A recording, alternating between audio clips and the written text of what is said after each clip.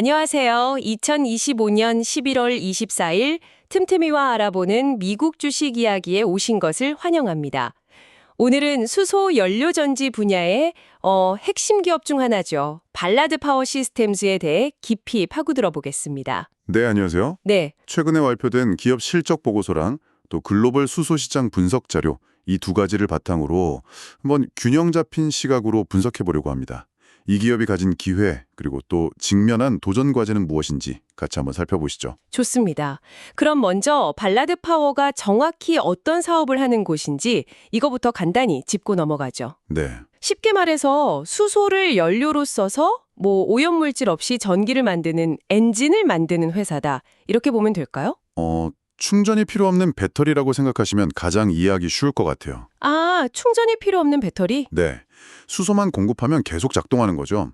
특히 이들이 주력하는 기술이 PM, 양성자 교환막 연료전지인데요. 이게 장점이 뭐냐면 효율이 높고 소음이 적고 또 전력 수요 변화의 반응 속도가 아주 빠릅니다. 제가 자료 보면서 흥미로웠던 점은 이 회사가 일반 승용차보다는 버스, 트럭, 기차, 심지어 선박까지 이런 대형 운송수단에만 집중하고 있다는 거였어요. 이게 이 회사의 핵심 전략 중 하나인 것 같더라고요. 맞습니다. 캐나다에 본사를 두고 있지만 덴마크, 미국에도 사업장이 있고요. 특히 중국에는 웨이차이 발라드라는 합작법인까지 두고 있는데 현재는 북미와 유럽 시장을 핵심 타겟으로 삼고 사업을 확장하고 있습니다. 알겠습니다. 그럼 이제 시야를 좀 넓혀서 발라드가 속한 이 수소 시장 전체 상황을 한번 살펴보죠. 몇 년 전만 해도 기대가 엄청났잖아요. 그랬죠. 근데 국제에너지기구 IEA의 2025년 보고서를 보니까 현실은 조금 다른 것 같더라고요. 프로젝트가 지연되거나 취소되는 사례가 늘고 있다고요? 네, 그 단기적인 기대감이 다소 조정되는 국면입니다. 근데 이게 시장이 멈췄다 이렇게 볼 건 아니고요. 오히려 성숙해가는 과정으로 봐야 합니다. 저탄소 수소 생산량이 2030년까지 2024년 대비해서 5배 증가할 것으로 예상되거든요. 아, 5배요? 네, 이게 과거의 태양광 시장 초기 성장세랑 아주 비슷한 패턴입니다. 그렇군요. 하지만 가장 큰 장벽은 역시 비용 아닌가요? 맞습니다. 그게 제일 큰 문제죠. 저탄소 수소가 여전히 기존 화석연료 기반 수소보다 적게는 1.5배에서 많게는 7배까지 비싸니까요. 와, 7배. 그럼 현재 수소는 주로 어디에 사용되고 있나요? IEA 보고서에 따르면 수요의 99% 이상이 정유나 암모니아 생산 같은 전통 산업에 집중되어 있습니다. 잠깐만요, 99%요? 네, 그럼 우리가 흔히 말하는 수소차, 수소버스 같은 이런 새로운 분야는 다 합쳐도 아직 1%가 안 된다는 거잖아요. 그렇죠. 운송 같은 새로운 분야는 아직 1% 미만이죠. 그 운송 분야 내에서도 수소차 판매는 오히려 감소세인 반면에 중국에서는 수소 트럭 시장이 굉장히 빠르게 성장하는 그런 식으로 시장별로 상황이 좀 엇갈리고 있습니다. 자, 그럼 이제 본격적으로 발라다가 마주한 긍정적 이슈와 부정적 이슈를 하나씩 짚어보겠습니다. 먼저 긍정적인 측면부터 살펴볼까요? 최근에 발표된 2025년 3분기 실적이 이거 상당히 인상적이었습니다. 네, 2025년 3분기 매출이 전년 동기 대비 105%나 증가했는데요. 105%요? 근데 사실 더 주목할 점은 총이익률입니다. 이게 마이너스 82%에서 플러스 14%로 흑자 전환에 성공했다는 거예요. 마이너스 82에서 플러스 14요. 와, 이건 정말 극적인데요. 그렇죠. 판매량이 늘고 비용 관리가 드디어 효과를 보고 있다는 아주 강력한 신호입니다. 특히 특정 사업 분야의 성장이 두드러지더라고요. 2025년 들어 3분기까지 보니까 철도 사업 매출이 무려 841%나 급증했고요. 네, 맞습니다. 북미 지역 전체 매출도 183% 성장했고요. 이게 바로 북미 철도회사 CPKC와의 대규모 엔진 공급 계약이나 또 유럽 버스 시장에서의 수주 같은 그런 구체적인 성과로 이어지고 있는 겁니다. 그러니까 이들의 주력 시장인 대형 운송 분야에서 진짜 수요가 발생하고 있다. 이런 증거인 거죠. 정부 정책도 큰 힘이 되어주고 있는 것 같고요. 그렇죠. 전 세계적인 탈탄소 정책 역시 강력한 순풍입니다.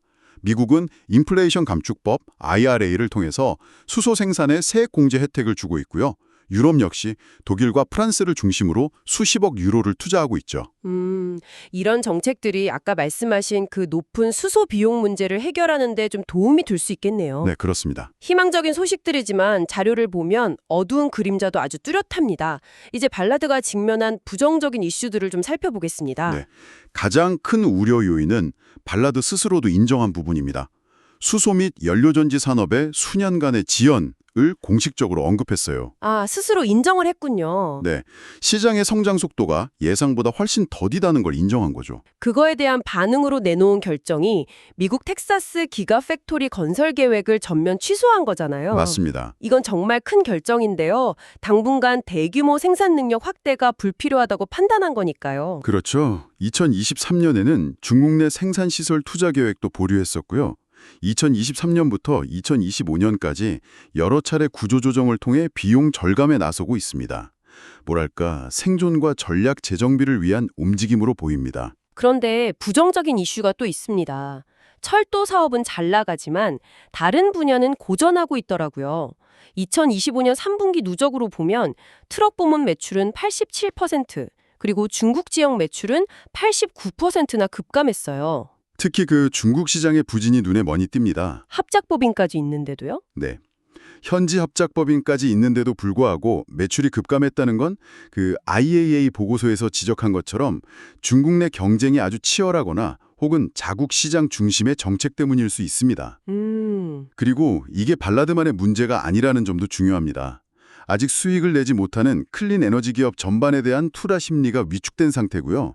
또 발라드 보고서를 보면 현 미국 행정부가 IRA 같은 지원자금 집행을 일시 중단하는 등 정책적 불확실성이 커지고 있다는 점도 아, 지원이 중단될 수도 있군요. 네, 그런 리스크가 있는 거죠. 높은 수소 연료 가격이랑 부족한 충전 인프라 문제 역시 발라드가 혼자서 통제하기 어려운 외부 리스크고요. 자, 그럼 정리를 한번 해보죠. 발라드는 뛰어난 기술력을 바탕으로 철도 같은 특정 분야에서 인상적인 성장을 보여주고 있습니다. 하지만 동시에 예상보다 더디게 성장하는 시장 속에서 뭐랄까 힘든 싸움을 하고 있는 모습이네요. 네, 어려운 환경 속에서 생존을 모색하는 선구자의 이야기라고 할 수 있습니다. 텍사스 공장 계획을 철회하는 등 무리한 확장을 지향하고 북미 철도나 유럽버스처럼 단기적으로 성과를 낼 수 있는 시장에 집중하면서 비용을 절감하는 전략을 택하고 있죠. 3분기 실적 개선은 그런 노력의 효과를 보고 있다는 신호고요. 맞습니다. 아주 긍정적인 신호죠. 결국 핵심은 타이밍인 것 같습니다. 수소 시장이 본격적으로 열리는 시점이 과연 언제가 될 것인가. 발라드는 그때를 대비해서 내실에 다지고는 있지만 정책 편화나 경쟁 심화 같은 리스크도 항상 존재하는 상황이고요. 맞습니다. 모든 미래기술 기업이 겪는다는 그 죽음의 계곡을 발라드가 지금 온몸으로 건너고 있는 중입니다. 아, 죽음의 계곡. 네, 이 계곡을 무사히 건너면 엄청난 과실을 얻겠지만 발을 헛디디면 그대로 사라질 수도 있는 아주 아슬아슬한 상황인 거죠. 오늘은 발라드 파워 시스템즈를 통해서 수소 산업의 기회와 도전을 함께 들여다봤습니다. 마지막으로 생각해볼 만한 질문을 하나 던져드리고 싶은데요. 네, 어떤 질문인가요? IAEA 보고서에 따르면 저탄소 수소를 사용해도 최종 소비재 가격에 미치는 영향은 커피 한 잔에 1센트도 안 될 정도로 미미하다고 합니다. 아, 정말요? 그 정도밖에 차이가 안 나요? 네. 그렇다면 질문은 이겁니다. 과연 시장은 이 친환경 프리미엄 비용을 소비자에게 전가하지 않고 가치사슬 전반에 분산시킬 방법을 찾아낼 수 있을까요? 그리고 그 속도를 높이기 위해 어떤 정책과 노력이 더 필요할까요? 와, 아주 흥미로운 질문이네요.